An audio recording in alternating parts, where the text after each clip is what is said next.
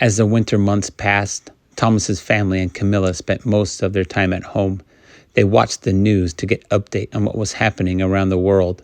Although horrible to watch, horrible to experience, mankind and Earth were slowly dealing with the new normal. Everything west of the Rockies in the United States was underwater. Everything west of the Andes in South America was underwater. Entire islands, countries throughout the South Pacific was underwater. But the people of Earth came together. They put their differences aside and helped one another get through this dire experience. Neighbors helping neighbors, countries helping countries. Hatred had seemed to disappear.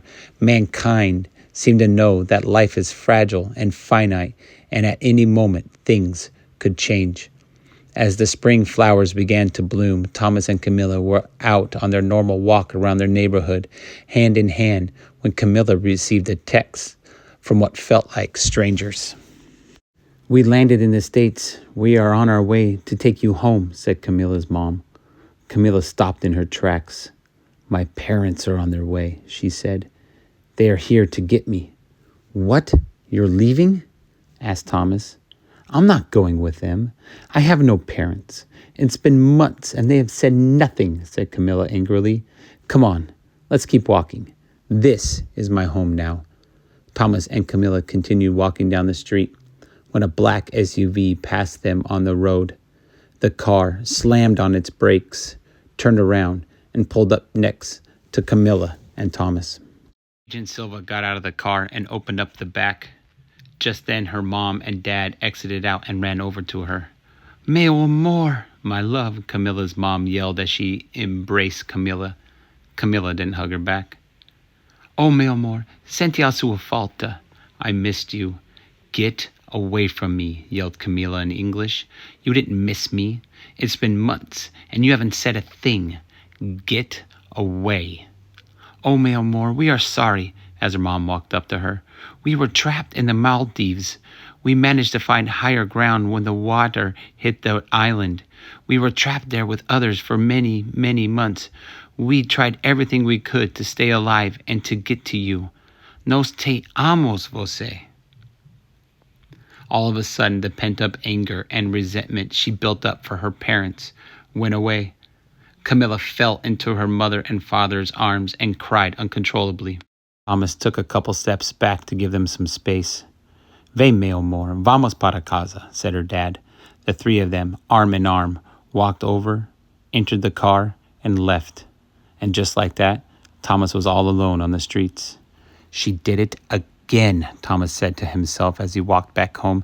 "She didn't say goodbye. She didn't hug me. Like the last few months living together meant absolutely nothing to her. Why do I keep bringing her back into my life?" Thomas walked up and slammed the door. "Where's Camilla?" asked his mom. "Her parents randomly showed up and took her home," said Thomas. "Oh, that's great," said his mom. "I'm so glad they are safe and got to be together." "She didn't even say goodbye. To me, to you, not a thank you, nothing," Thomas yelled. His mom walked over to him and knelt down beside him. "Little man, their family just overcame the world's biggest disaster the earth had ever seen. Against all odds, they made it. They are together. Something's a little more important. I know she meant a lot to you, but let her be with her family." Thomas ran upstairs and into his room. He stayed there, lost in his thoughts. One moment she was there, the next she was gone. He laid in his bed, looking up at his ceiling, when his phone began to vibrate. "Sorry I left without saying goodbye," said Camilla. Thomas stared at those 6 words for what felt like an eternity. He didn't know what to say. Finally, his mom's words entered his mind. They are together. Thomas thought about all the times Camilla said she felt alone, that her parents were always gone. Thomas thought about how much Camilla yearned for them to be in her life. Finally, Camilla got what she wanted. Her parents fought against death to find her. "It's okay. I understand," replied Thomas. ... "Thank you for everything. Thank you for taking care of me. When I was lost, you were there. ... Thomas got up from his bed. The words he wanted to say struggled to come out. Should he? Should he not? He took a deep breath and exhaled. I love you, Camilla. I always have. I know you have to go, but I just wanted you to know. ...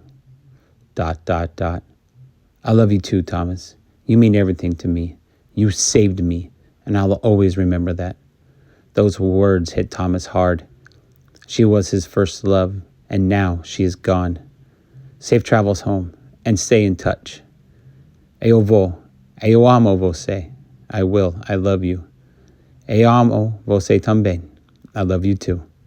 Thomas got up and threw his phone onto his bed.